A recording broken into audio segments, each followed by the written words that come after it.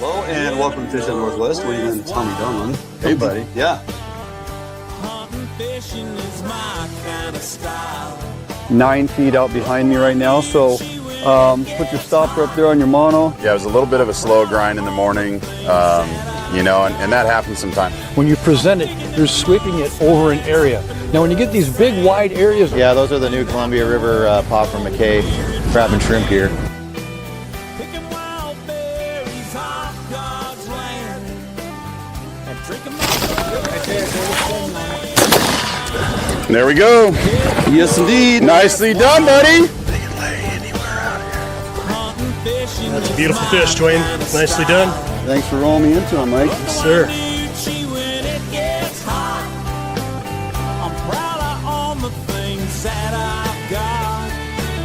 I'm digging in moss bags up in the sand and after work a cold beer in my hand. Hello and welcome to Fish on Northwest. Wayne England, Bill Herzog, back again. good morning. Good morning. Tommy has the day off, and Harper. Hi, say hi to everybody. Hi. Yeah, she's joining us for a bit here. So welcome everybody to the program. Got another great show lined up for you today. Bill, it's all about the salmon. It's all about the Chinook salmon. Ooh, It's all about the Blackmouth. it's been about that since, about 3 weeks now. It's been, ongoing, and we're going to kind of navigate our way through it. We got some continual, opportunity. We got some closures that we're not too happy about, but we'll get through it all. Tons of info, and I want to, again, thank everybody for tuning in. We're just gonna find our way right on through this. Look, gonna forego the peak outdoor moment of the week because we got too much to get through. Oh my. Jumping right to it, running down the show. Mr. Bill Herzog is back, and we have a very busy show. Let's get going. Area 10 Blackmouth, lights out, but just like that, we are closed, my friend. Yep. Area 10 Blackmouth, FHN on the water. Herzog joined us, and we're going to bring you that and how it all unfolded, part 1 and part 2. Remember our late start last week on opening day? That's what made it so fun, though. We're going to talk about it. That's right. Then, of course, back to Olympia. Got an invite for a sit-down conversation with Senator Keith Wagoner. Had him on the show last year. He contacted us, wanted to have a little discussion on a few things coming out of Olympia, some of the bills coming out of Olympia this legislative session, and some of them that died in committee. We want to navigate our way through that, let you know exactly what's going on, and let's just be truthful about this. The news is not good, and I'm not too happy about it. And then, of course, as we close out the show, closures and more closures. So just kind of a theme as of late. Fishing's really good, and we get closed, or fishing struggles, and we get closed. Kind of what's going on. It sounds like a no-win situation, quite frankly. But at least we got to fish. We got to fish, and we had amazing fishing while we got on the water. It was really good. A lot of folks are pretty upset with the fact that we only got 4 days in Area 10. As we kind of work our way through this, we're going to talk about those numbers and what they reflect and what they exactly mean. But we're also going to talk about exactly how good that fishery was, and the decision to move it to the beginning of April versus trying to pull that fishery off in March. See, that made all the difference in the world because those fish got a chance to get a little bit bigger. Yeah. And there were fewer encounters that way. And in fact, we might not even have had those 4 days had those fish not have been as big. Absolutely. So we're going to get into all that. Don't go anywhere. Jumping out for a quick break. We're going to come back, really drill down on this Blackmouth opportunity that still is out there and the reasons we were closed down in Area 10 right after the break. Allied, the new leader in heavy gauge aluminum boats. Allied boats have standard reverse chine and lifting rakes to help you plane faster and run at lower RPMs. Allied boats have several models to choose from, ranging from a 19-foot Mustang all the way up to a 32-foot Liberator. So regardless of what type of heavy gauge aluminum boats you are looking for, Allied Boats will have it for you. Contact Allied Boats today to learn more about these incredible fishing machines. I make my living catching fish, not only as a tournament angler, but as a guide as well. Catching fish is important, and Gamakatsu hooks for me, they kind of help take the luck out of fishing a little bit just because they're a high quality hook. Obviously have a really good reputation for being very strong and very sharp. Gamakatsu, I use their products every day in the boat, and big part of my success.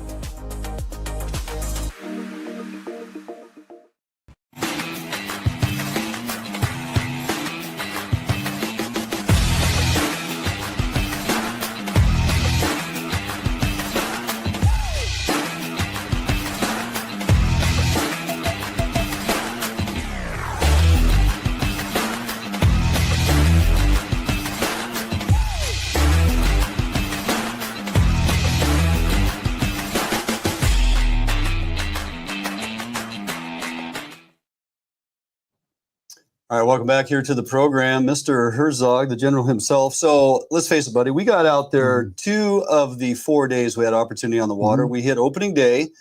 Really nice early arrival, a little bit of a late start, which I own that, and you'll see that in the video. But little problem with leaving the batteries on all night, and then I had to kind of punt. And we rallied. We figured it out. A little phone call from Mario, and it helped. And we ended up getting out there, and we salvaged, man. We grounded out. We were 3.5. Almost 4 hours into that outgoing tide, and they were still biting. Yeah, they bit the whole time. It was, quite frankly, there was never really a hot bite time. There was never really kind of cold, but there was a consistent bite. Like I'd say every 15, 20 minutes, 30 minutes, we got bit. Once we got out there, started fishing. We did. So we had just the bottom edge of that incoming and that high slack. And right before that high slack, talking to a number of folks, man, the bite was on fire. You guys were doing really well. So when we got out there, once we got rolling, we kind of started getting, gear in the water and got stuff happening. And the bite came on rather quick. And, we started picking up some resin coho, which was a surprise. And they were delicious, by the way. Fantastic. Whoa. And the screen was lit up. We let a few of those go, which we'll share here in a little bit. But I was surprised at how many of those fish on my sonar, we were marking in just schools of what we figure out at this point is mostly the resident coho at 75 to 90 feet. So had we had the right tackle for them, I think it might have been one after another. Oh, we could definitely target geared down for sure. Absolutely. So the second day out there after doing the show last week, we bounced back out there on Friday with mom and dad. And, and we had 5 fish to catch with my buddy Jim. And man, it was, as soon as we dropped gear in 30 seconds in the water, boom, fish on. It seemed like the bite was better than it was opening day for us. Yeah. Maybe because we were there earlier. I don't know. But as far as everybody else was saying, they said the bite was as good all the way through Saturday when it finally closed. Absolutely. And it, lots more pressure, tons of boats out there. Oh, my. But, man, we got some nice size fish on day 2. Ooh. We got some dandies. And when you can pull out a 15-pound blackmouth, this is whereby when you want to have that argument, like I would rather fish blackmouth in February. Well, then you also want to release a lot of 20-inch fish, right? And 18-inch fich. You want to really have a high impact on sublegals. We didn't experience that. Our first day, we did not catch a single fish that we could not keep. No, everything we put in the boat stayed in the boat. Yep. And then day 2, we caught 3 wild fish we had to let go. Yeah. 4 wild fish. And I caught a really nice wild fish at a Lego. Absolutely. So, and they were biting on a lot of stuff. Brad's mini cut plug, which by the way, that worked very well for those coho. Oh boy. Out the back, right? Didn't have my downrigger on the first time out because I had to repair some switches. But running that third rod out the back on 20 ounces of lead, dropping out, 100 feet. We're down about 65 to 75 feet. It was fishing great. And we were getting coho. So the mini cut plugs, of course, that was in the Mountain Rose. Always a go-to favorite for me out there in Area 10 or in Puget Sound in general. The number 4 Kingfisher Cookies and Cream Glowback. Oh my. That thing was money. Yes, it was. Absolute yeah, money. That was the MVP. It really was. That accounted for a number of fish, multiple days. Right. Anchovies in a helmet did not disappoint. No. Anchovies in a helmet, and you know me, I put a little anise to it, right? Put a little anise oil in the mix, and they just flat out perform. And then, and then running a right glow hoochie with Max 1.0 UV small blade. Yeah. And that also got it done. It did. I have to really give some props to the WDFW. We give them so much BS. Yeah. And this was not deserved for this. They did a great thing doing a later opener for this. It was a super quality fishery. Yep. I hope to see this again in the future, maybe a little bit longer next time, but I think this is something that should happen every year. It's all based on numbers. And look, participation was high. Let me back up. We've had openers in February or March where the weather is horrible. The wind is blowing. Yeah. The fleet hardly gets out on the water. You had very little opportunity with participation. This was not the case. We had 4 days of amazing weather. It was perfect. Tons of boats out there. Lots of folks doing well. Some struggled. That's salmon fishing. It's not always a given, right? Even when there's an abundance of fish. And we marked a ton of fish. The area is polluted with salmon right now, right? Yes. But I'm with you. I think this April timestamp, it showed its positive outcome in the fact that we didn't get off the water because of sublegal encounter. No. We got off the water because of the overall encounter within the numbers that they had established, which unfortunately for us going into this season, a very low number of about 735 wild fish. So the 735 wild fish, you think in 4 days, that many boats, we couldn't encounter 735 wild fish? We did. Yeah, and we did. We did. The positive takeaway when we want to compare this to a February or March opportunity would be our sublegal encounter was only at 36%. It would have been off the charts a month or month and a half earlier. Collectively, between sublegal encounter and the wild or non-clipped fish that we caught and released, we hit that 99% margin. So that's what got us off the water. Look, 735 fish, for the amount of fish we caught, so they put it in the FRAM model, okay? The Fisheries Regulation Assessment Model is what they call it. Okay. They put it in the FRAM, they say, we are projecting they're going to catch XYZ number of fish. Let's just say it's 1,000. We're going to onboard 1,000 fish. Well, we exceeded that 100% number in upwards of 239%. So to put it in a number that correlates, we would have caught 2,300, what did I say? Yeah, 2,390 fish. Sure. So not saying that's what the number was, but that shows you the 100 percentile to the 239 percentile. We caught a lot of fish in 4 days. We did, but think about this also. In those 2 days of fishing, 3 rods out, 5-6 hours of fishing, we let 2 sublegals go. 2 in 2 days. Yep. Just that's so that's the 36% margin. So when you want to manage a fishery to exploit the maximum opportunity and take home quality fish, I think we're walking down the right path when we move that to April. Very impressed by the whole thing. Absolutely. So we're going to bring that to you. You get to watch us on our first couple days out there in the successes that we found. Area 10, Blackmouth opener, and what we were able to salvage after a late start coming up after the break right here.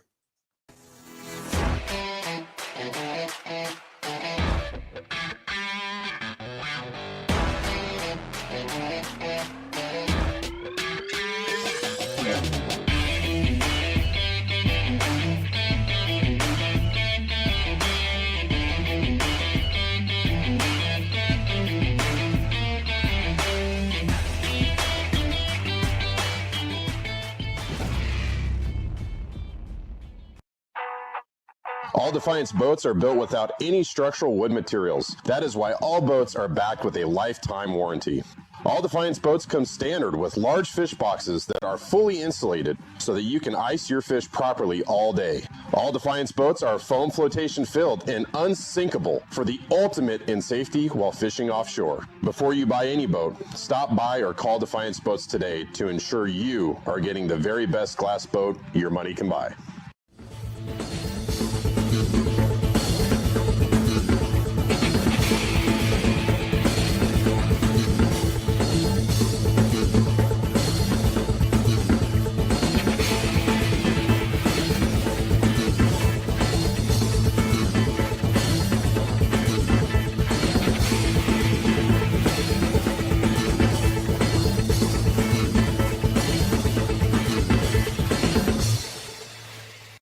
Start your outdoor adventure at Sportgo and Outdoor Emporium, 2 locations with the best selection of name brand outdoor gear at affordable warehouse pricing. Over 60,000 different items to fit in your adventure, like Gamakatsu fishing gear, premium grade high carbon steel hooks, Gamakatsu custom designed fillet and boning knives to tackle and storage containers.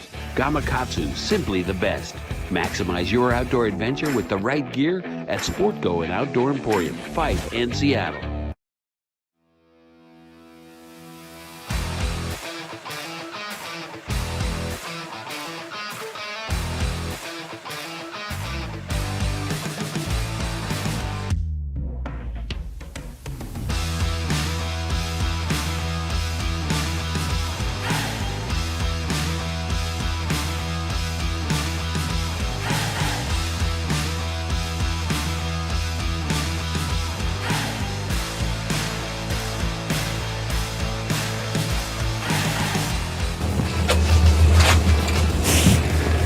All right, get a little motor warm up here.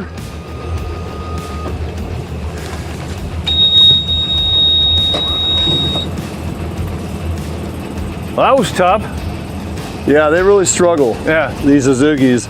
That's the video of that 9.9 EFI. No carburetors, no problem. 87 octane all year Right. long. Rolling with my 9.9, you know what I'm saying?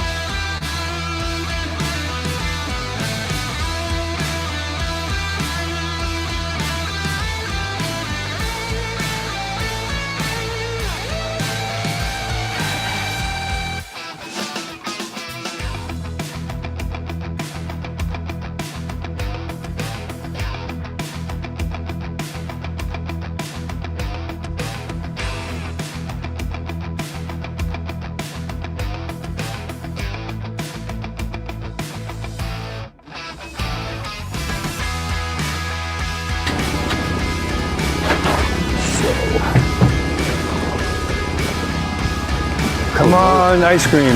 We got some bait, we got some fish down there. Okay. Now get off of there. How deep are you, Bill? 137. Nice. All right, I'll get this one now. We get 2 lines in the water. Control speed looks good. You like the line angle? I love it. Look at Okay. that. I got perfect 45, I got the yeah. nice 45. Yeah. It's really nice, really good. All right. Bubble. I'm watching bubbles going by. I like the speed of the bubbles. Everything. So you're running a hoochie yeah. with a spinning glow. With a spinning glow. Glow glow. A glow Red glow. Racer. Okay. I'm gonna start with an anchovy and a helmet. And Hamlet. Yes, sir. Attaboy. Green eggs and I like it.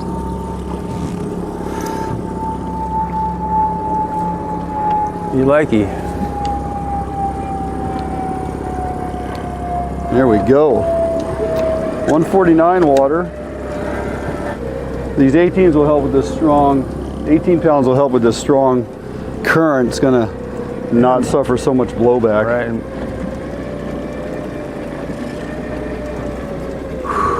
a lot of fellas out here today, kids. Yeah, there's a lot of boats for sure. Yes, indeed. Kind of knew that was gonna happen. Oh yeah, you know. It's all good, There we baby. go. Bottom at 160. Turn my deal. We're in 144 feet right now, it looks like. Yeah. Yes, sir. Okay. Good deal. Autopilot here. Just turn around. We're marking some fish on the screen there, Bill. Gotta like that. We have creatures down there? Oops. Got some creatures down there. Yes, sir.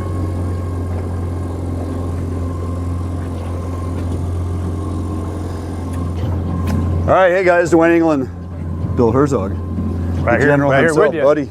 Good morning. I'm so glad you could make it Me out too, here. finally. Look, we'll kind of get into the details later. We had an early morning and a late start of actual time on the water. Right. So, little mishap this morning that, well, it's all on me. I own it. Anyway, Right. we are here, Area 10, Puget Sound, Blackmouth opener, winter Blackmouth, April 2nd. Bill?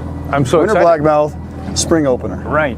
But historically, this is a great time to be on the water. When I used to fish CQ and fish back home in 11, this was when you wanted to be out. And if you look at, you go to like Point Defiance Boathouse, Yes. the old records where they used to Yes. have tournaments this time of year, and, Yes. and there was all kinds of fish in the 30 and 35 pound class caught this time of Right, year, back right. in the day. So, you never know. Maybe today? Yeah, let's get something bigger than 22 inches and Okay. it's got some weight to it. We'll start with that. Okay, we're gonna show you everything we're doing out here today. We're gonna find success, we're gonna put some fish in the box, and we're gonna bring it all to you. So here we go. I dare you. I doubled.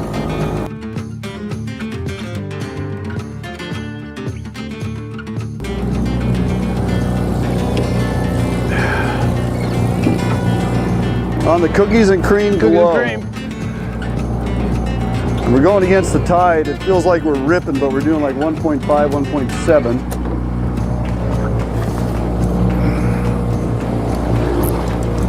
Still there, Bill? Oh yeah. Nice. You there. Look at the net. He's 8 inches long. He's what? A small fish? If he rams the boat, we're finished. Oh, gotcha. He's a Shaka. He's a beauty. He is an absolute. Yeah, you tank. okay? You tapping out? What a gorgeous fish. I hope my leader doesn't snap. Exactly. Yeah. That is a coho. It's a coho. That's a legal coho. Coho? Yeah. Yeah, resident coho. Yeah, it's legal. It's clipped also. Yeah, it's legal. You can actually keep it. I actually could keep it. You will? But I'm not gonna. Well, all right.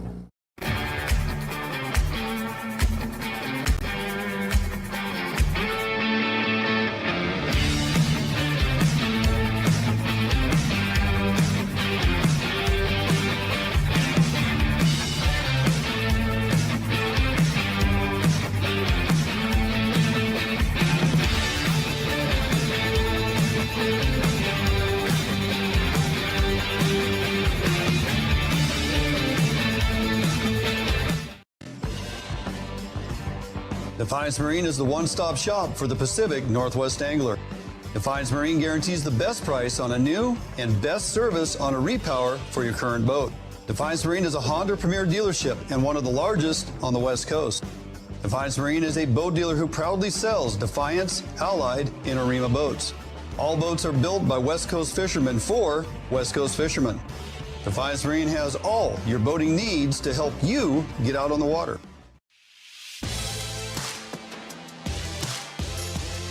The Northwest premier upland bird hunting destination. Located along the beautiful Umatilla River in eastern Oregon. Fully guided bird hunts with expert guides and top-notch dogs. Enjoy comfortable accommodation and gourmet meals at the Riverview Lodge. Book your sensational hunting experience with Horseshoe Curve Outdoors. We get that mini 8-inch flasher on here, 20 ounces of lead and a Brad's mini cut plug in the Mountain Rose. Bet you it's one of those resident coho. It seems to be, doesn't it? Probably down around 60 feet or so. What was I? I was out 100, so might have been out about 60 to 80. You know, that little flasher gives it a little bit of elevation. Again, you're moving that thing a little too easy. Yeah, it's not a big fish. But hey, they're biting. Hey, that was a... They might even be gone. Was a grab. Hard to tell. Yeah, with 20 ounces. Oh, he's still there. Just felt him kick a little. He's not happy about it. He's like, ah. He's towing along. He's like, ah, ouch. Here we go. Dude. Coho? Ew. Yeah, look at that coho mouth. I think that's what we're marking in that top of that column, Bill. Probably have to agree with you. Here, little dude. Set that in there. Oh.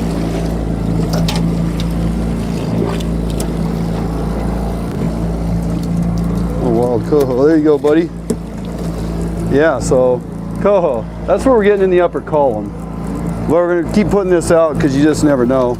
Last year we were finding some Chinook that were suspended up, even up as high as 75 feet. So, okay, rebait and put it back out. Fish right there. Yeah, it is. That's pumping good. That's pumping hard. That's a good fish. Yes, it is. Yeah, that's a good one. Look at that. He's pulling line hard. Yeah, that's a good fish. Heck yeah. That's a good one. Oh yeah, look at that. He's taking line, man. He's stripping hard. Let's get this other line out. I'm gonna slow the boat down. Please. Yeah, he's hauling ass. Cookies and cream, huh? Yep, 105 feet. Let's see where we're heading here. He's on top. There we go. He's got to be over 22. Let's hope. He's pulling, he's pulling pretty hard. Yeah, yeah. That's a good one. That's a good fish. Okay, walk forward. Where you at? Mm-hmm.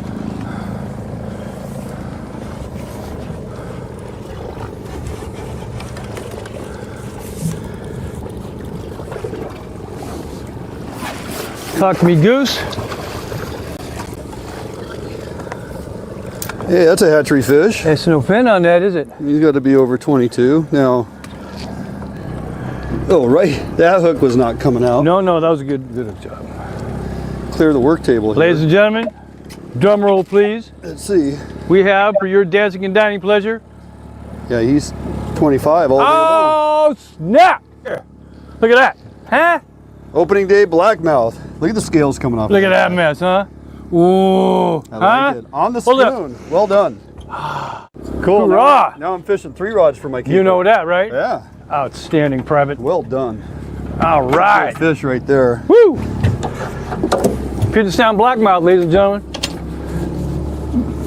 Tastes as good as it sounds, too. Whatever depth we were in. We were about 118 to 120. We're transitioning to deeper water. That's a good fish. That spoon is on fire today. I'm here to tell you, brothers and sisters. That spoon is on fire! Yeah, that's a good one. Ooh, that's a good fish right there. That's a honker. That's a good fish. Okay, we're hitting deeper. Yeah. That's a good fish. That thing's peeling line, buddy. Woo-hoo! Yeah, that's a good fish. Real good fish. Real good fish. See, the other thing I was just going to tell you too is we've stayed up here. We haven't gone into the fleet of boats down there. And they're not getting messed with. Where all the noise is. Right. All those downriggers in the water. Okay. Here he comes. Oh, that's a really nice fish. Really nice fish, dude. Really nice fish. Oh, buddy! Fish, that's a beaut. Ooh, man! Oh, that's and the spoon just fell out. And it is a hatchery. It ain't got no fin on it. Dude, this thing. Ian, there you are. And how about Welcome that? aboard. Ooh, look at that beautiful creature. Handle up. up. Wait. It's caught. Put that handle in the air. I'll put it in the air. There you go. Woo! Okay, for look at here, son. Whoa, dude. Yeah. Now that's what we're here for, huh? Hold up.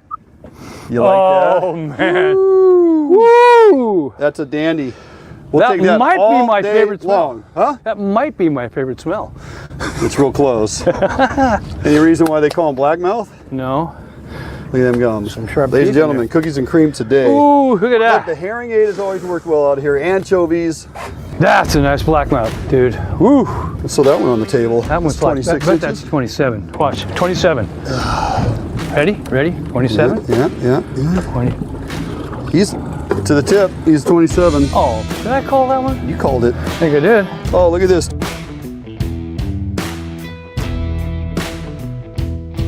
Okay. So Bill, often I have found great success, as have many people, with the silver hoard, kingfisher spoon, Sure. the size 4, and the herring aid. And what we really like, and we were just talking about it before that second I fishing. mean, a minute before that. The benefits of glow. Yeah. Right? Compared to just UV out here when we're depth. At that depth, at Yep. 100 feet or so, that's all you're going to get down there. You grabbed the cookies and cream this morning with the glow back. Yeah. Now, I've talked about this on the show previous to getting out here for blackmouth season. And for me, on the number 4 size spoon, it's just simple rules of 4. 40-pound test, 40-inch leader, size or number 4, and a 4/0 hook. Four, and That's 4. right. And we put it on we put it on the That's a number 6 split ring. split ring With and a number 3 swivel. Yep. And a 5/0. And a 4/0. 4/0. Oh, everything's 4. Yeah. Wow. It's easy to remember. Indeed. And 40-pound fluorocarbon, a little stiffer of a line, lots of whip, right? Yeah, Lots really of whip. moves, So moves it good. Yeah. really gets rotation out of your 360 flasher, and then of course the spoon actuates on its own, imparts its own action. So either or. I mean, you get these in front of fish, they're going to grab them. But this cookies and cream today, that had 4 bites real quick. It did, 4 bites. absolutely. Yep. Grabbed a coho, had one that didn't stick, got a couple Chinook. Yeah. And we kind of ran the gamut at them today. We got some coho on the Brad's Mini Cup Plug, the Mountain Rose. Yeah. And we got coho on anchovy, which was interesting because we're marking all these fish. And that one I got in the anchovy, I was fishing the deck. We're in like 160 feet of water. That's Blackmouth 101, right? 100%. Okay. And we're pulling coho off of the deck. So I was like, okay. Whatever. Oh. The other thing I want to take note of is we're out here kind of in this area. If you look way down there, ton of boats down there. Yeah. Ton of boats mean what? A lot of activity in the water. Lots of electronics in the water. We mentioned coming out here that that Chinook are very sensitive to pressure. Right. They'll move down and away and either shut off with that many boats in an area. I've seen it at CQ and salmon and king season, right? But we're away from the pressure, like you said, away from the electronics. You don't want to give them cancer. Yep. Right. Just there. And we just stuck with it. Again, we had an early morning and a late start due to some, I don't know, leaving batteries on overnight. It makes for a better story. Now, We'll talk about it. Yeah, better story. It is 11:15. Low tide, high slack was at about 7:38. So we are, I don't know, public school math, we're what, 4.5 hours into the outgoing tide? I'll take your word for it. And they're still biting. So, but hey, we're done. We got our 2 keepers, and we're gonna roll on out of here. So, gonna put all the gear away, get on the road. We'll be back in studio right after this.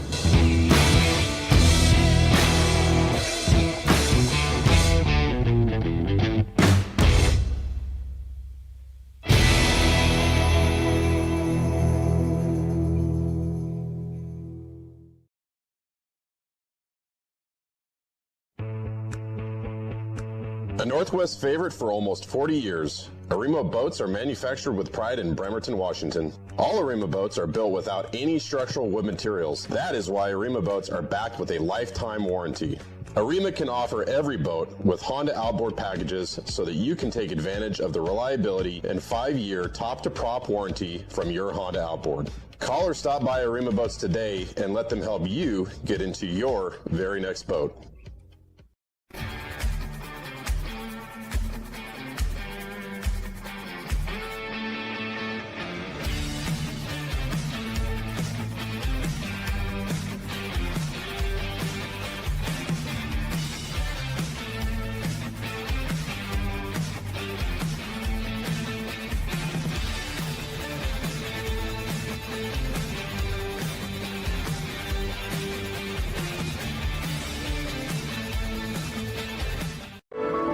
You haven't been here, but you know it. You've heard the sounds, smelt the air, and seen where your heart lands, if not yet. You haven't been here, but you've longed for a destination near or far. A place where discovery and history thrive for young eyes and old alike. You haven't been here, but you're on your way to a place not far. ExploreTheDalles.com. I make my living catching fish, not only as a tournament angler, but as a guide as well. Catching fish is important, and Gamakatsu hooks for me, they kind of help take the luck out of fishing a little bit just because they're a high quality hook. Obviously have a really good reputation for being very strong and very sharp. Gamakatsu, I use their products every day in the boat, and big part of my success.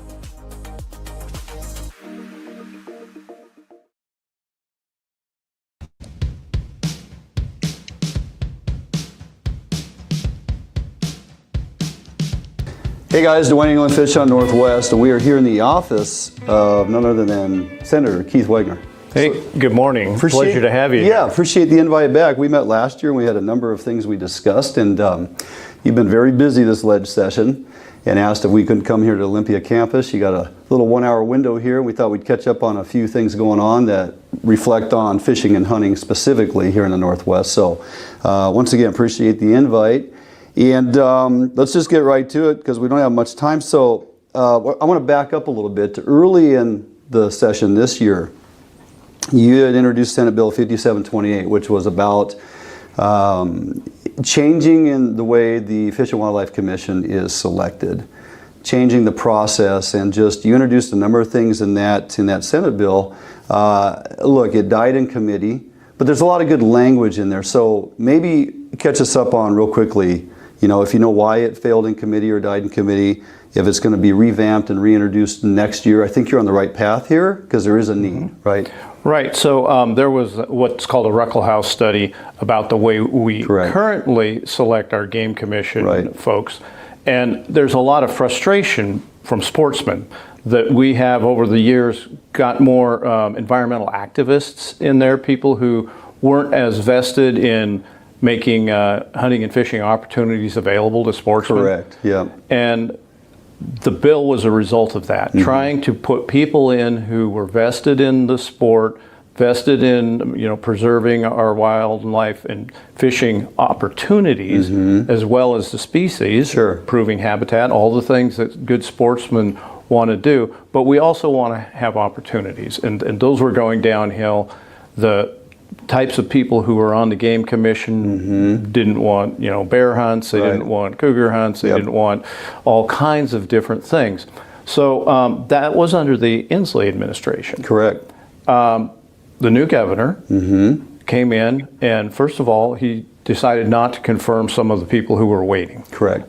We saw that as a good thing. Yeah, that was like, well, maybe we have a chance here, right? Right, and I was kind of surprised, Yeah, but happily as was so. I. Uh-huh. So the bill, when it came to committee, the chair of Ag and Natural Resources said, I want to put the brakes on this. Let's see how the governor does in making selections. Right. And so far, I have not been disappointed.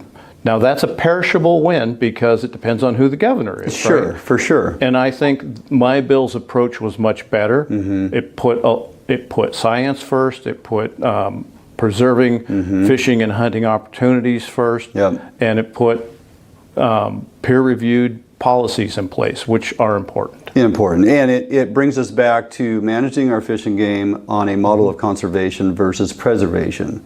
When we're hiring on former zookeepers, what are they going to do? They want to preserve everything, right? So that's kind of the unwritten rule. We've seen a bunch of preservationists in there versus conservationists, and that's really the direction we need to go. So in the good news, and just as recent as yesterday, Governor Ferguson appointed and brought back Molly Linville, Jim Anderson, and a new player to the mix, so to speak, Mr. Garcia, who, from everything I've read, seems to have a lot of support in the community, and I think we're heading down the right path with bringing back two previous who have served us well and adding a third. So now I think, if we can look at that moving forward, I don't want to start celebrating and dancing, but I believe we're heading in the right direction to bring balance back to the commission. Real quick, what are your thoughts? Yeah, I agree. And I'm going to hold on that bill next session. I may not put it forward, just kind of to honor the good behavior of the governor. I shouldn't call it good behavior. I think it's thoughtful approach that the governor took on those appointments. Eventually, though, I think a restructuring of how we select those individuals, not select them, how we nominate and get them in front of the governor for him to choose is important. Yeah, I agree. Another one I want to take a look at, Senate Bill 5583, which is the one that's gathered a lot of attention, the increased fees in fishing and hunting licenses, Discover Pass, users of the resource, 38% across the board. Now, we're almost going to get to a point where even the lower middle income class folks in the state of Washington can't even afford to recreate and do what, and the reason we spoke last year, you were trying to make, afford folks, residents of Washington State, that fishing and hunting is a constitutional right. Again, that one didn't pass, but it shows your position on this stuff. So moving forward with this one, we have an increase in fees. Now, DFW hasn't had a fee increase for 10 or 11 years. So us on the recreational side and reporting and whatnot, we were kind of like, well, we don't really want to suck it up and pay more money, but if it means not losing certain programs, we're probably on board with it. But I'm not so sure we're not losing programs, even with the fee increases. So in another fiscal environment, I would say an increase is due. 38% is a big increase. It really is. Maybe half of that or slightly less than half of that is palatable, but we're not in a normal fiscal environment. Not even close. We're not in a normal economy right now. So people who can't afford to buy meat might use this opportunity to stock their freezer, right? Sure. So now we're charging people who already can't afford stuff a higher price so they can try their luck, because we all know hunting and fishing isn't the same as catching and gadding. Yeah. So I think it's bad timing. Also, and this is a little bit outside of fishing and hunting, but the tax package that the Democrats have proposed on top of all these fee increases, it's cruel to me. So they're taxing what I've already said is good, clean fun, outdoor recreation that we all feel like should be at least mostly free, available to everybody in the state, no matter how much money you bring home. You should be able to take your children out and enjoy the great outdoors. And not everybody wants to hunt or fish, but Discover Pass also jumped. Hiking, bird watching, all those things. Anything you want to do in the outdoors, anything that you think of as kind of your right as a Washington State citizen. Right. Because think about it, the citizens own this. They own our parks. They own our public lands. We pay for them. We have certain rules about how you have to behave on them. Sure. But they own them, and now you're paying more and more to go visit something that is already yours, in my effect. So I think it was cruel timing, and makes it hard for people who right now can't afford groceries. I mean, I went to buy some steaks the other day, and I ended up with pork chops because I believe you, because they're good. They're not as good as a steak, but the steak cost is ridiculous. The steak is $27, $28 for a single steak. Yeah, that used to be a steak dinner in a restaurant. That's my fear, is that we're going to price the common, household provider, like the working man, so to speak, in society, in that lower to middle income class bracket. That just, it's like, now it's unachievable. Now it leans into folks just saying, well, I'm not going to buy my license. I'm going to roll the dice and just go fish and hunt anyway, because I need to provide for my family. That borderline, that starts trending down a path of poaching and all the negative impacts that this will have. And so you're turning our citizens into a bunch of Robin Hoods, right? They need to provide in the King's Forest, they need to find a way. trying to get food. And that was the point of the constitutional amendment that gained a lot of attention, but couldn't get any traction down here. I think some groups felt that I might be threatening them in some way. Yeah. But that was a good bill, one that I will bring back again in the future in a different environment. Okay. But at this point, I'm even more in the minority than I was last year. Yeah. New chair of Ag and Natural Resources has been doing a pretty good job from my side of the aisle's perspective. Okay. So we'll see where it goes as he matures in that position. Right. All right, jumping out for a quick break. We'll be right back with more with Senator Keith Wagoner right after this. You haven't been here, but you know it. You've heard the sounds, smelt the air, and seen where your heart lands, if not yet. You haven't been here, but you've longed for a destination near or far, where the young and old find rest and excitement, not apart. You haven't been here, but you're on your way to a place not far. ExploreTheDalles.com.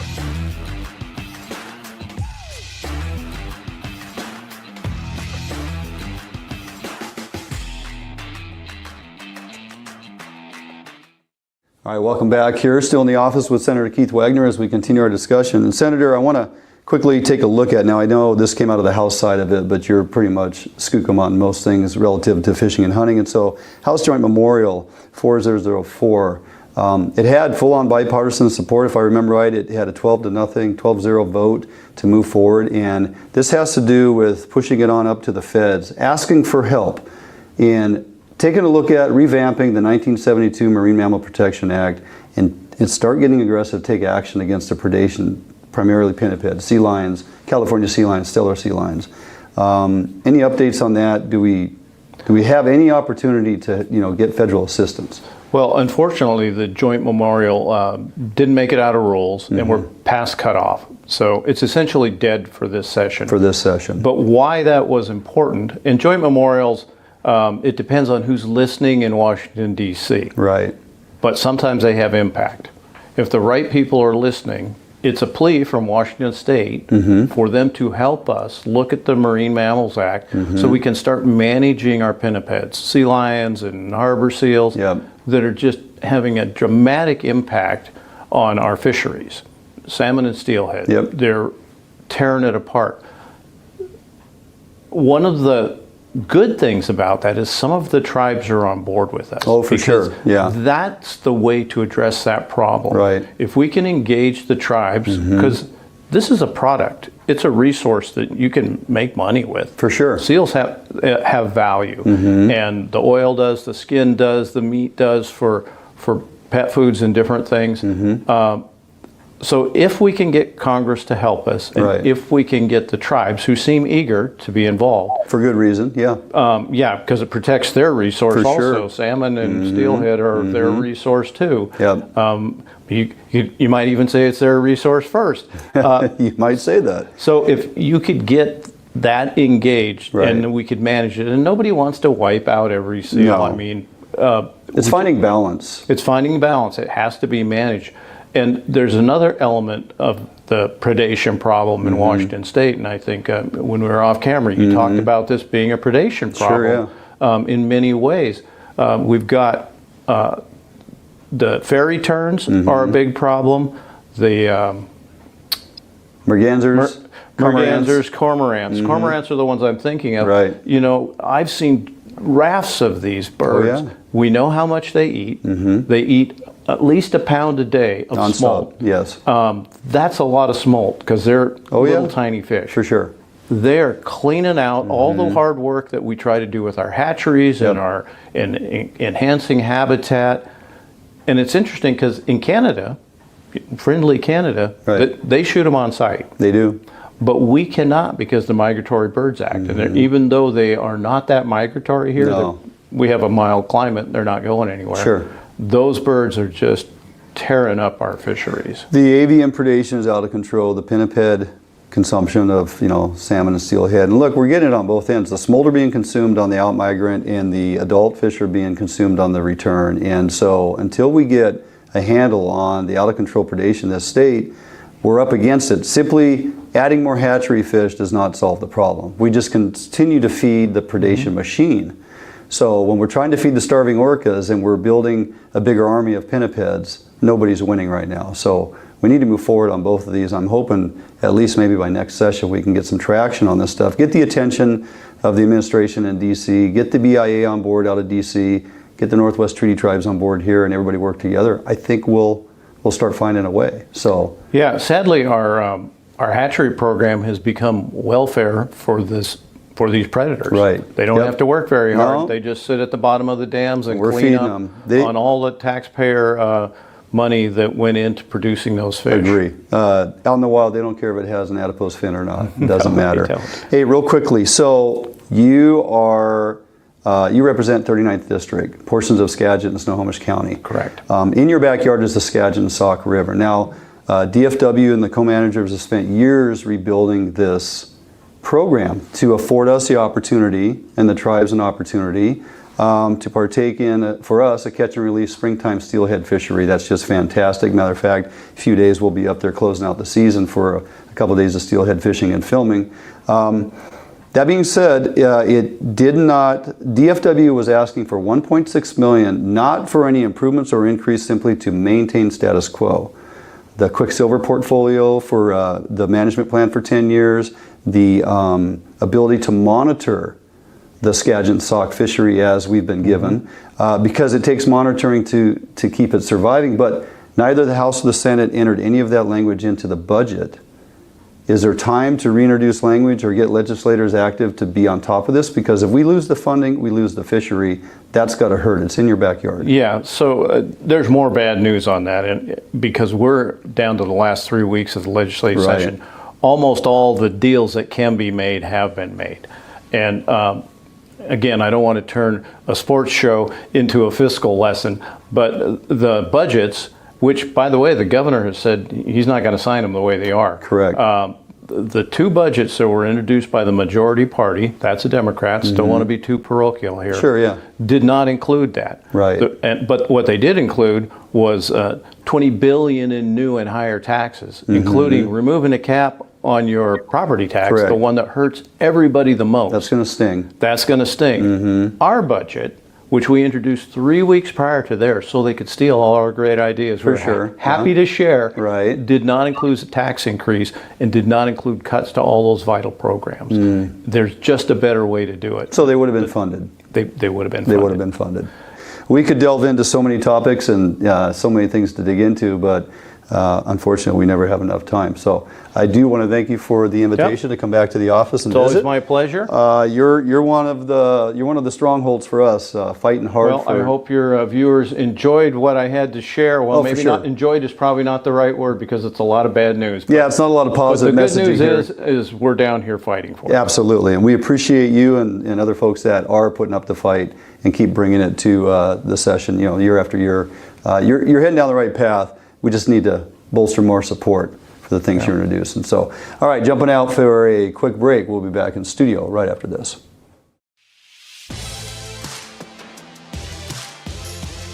The Northwest premier upland bird hunting destination. Located along the beautiful Umatilla River in eastern Oregon. Fully guided bird hunts with expert guides and top-notch dogs. Enjoy comfortable accommodations and gourmet meals at the Riverview Lodge. Book your sensational hunting experience with Horseshoe Curve Outdoors. Start your outdoor adventure at SportGo and Outdoor Emporium, 2 locations with the best selection of name brand outdoor gear at affordable warehouse pricing. Over 60,000 different items to fit in your adventure, like Gamakatsu fishing gear, premium grade high carbon steel hooks, Gamakatsu custom designed fillet and boning knives to tackle and storage containers. Gamakatsu, simply the best. Maximize your outdoor adventure with the right gear at SportGo and Outdoor Emporium, Fife and Seattle.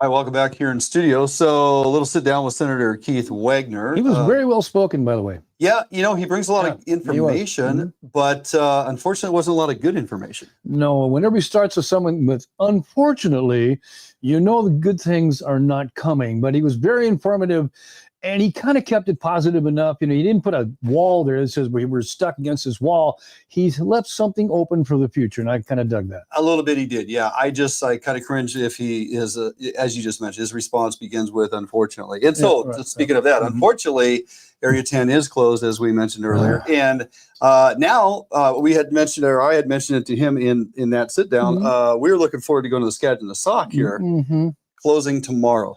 Due to low fish numbers, they've kind of revamped the overall forecast. Looks like we're about 1,900 fish short of the original preseason forecast. So they're closing it down to have a little bit remaining so we can conduct a spring Chinook fishery in the very near future.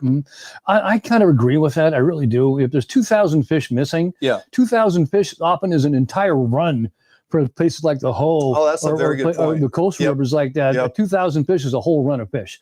So let's leave them alone. It breaks my heart not to be able to get up there. It just hurts to hang up all my steelhead gear. Oh, for sure. My winter and stuff. I hung it all back up with one little tear going there all that.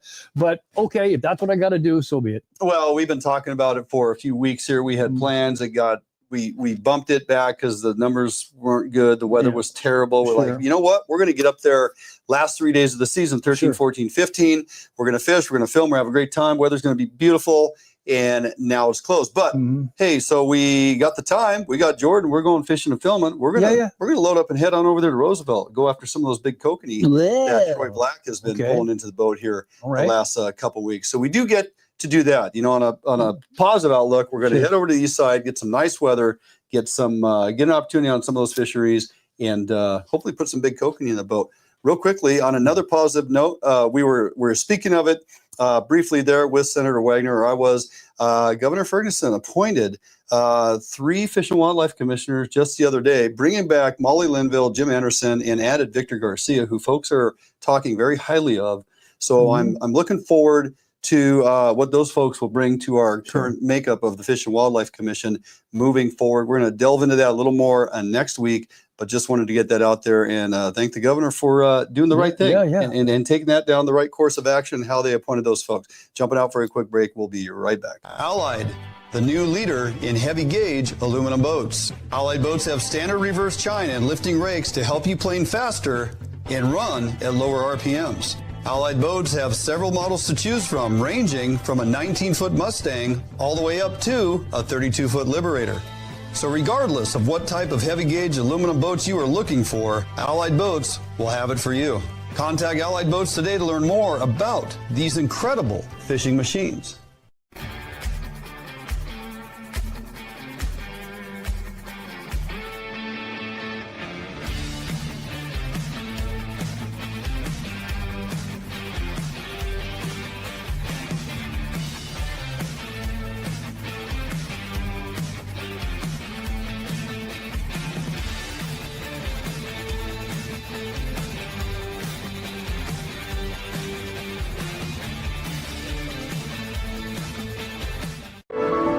You haven't been here, but you know it. You've heard the sounds, smelt the air, and seen where your heart lands, if not yet. You haven't been here, but you've longed for a destination near or far.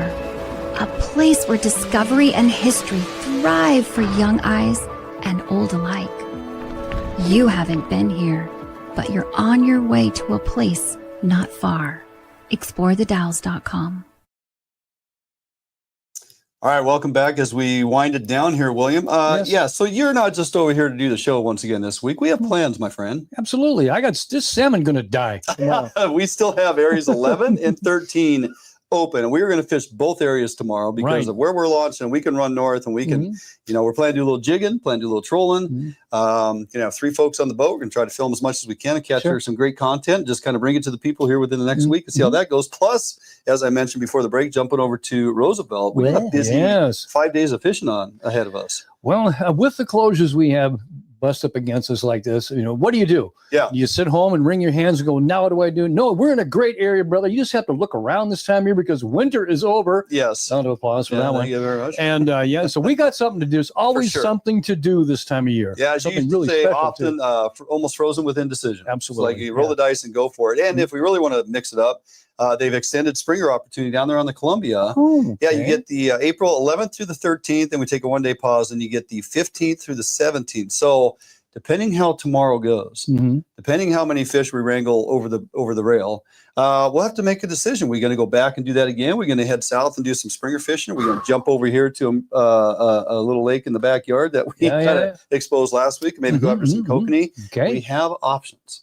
Lots of them. And we have a boat. Yes. And we have time. You have a very nice boat, too, yeah, by the way. thing's working out pretty well. Goodness, yeah. Yeah, fishing was a little tough on the lake yesterday. Took the wife out, you know, a little birthday day trip. Just kind of went out there. Beautiful weather. I mean, hardly a stitch of wind. Just enough to give you a little surface disturbance there.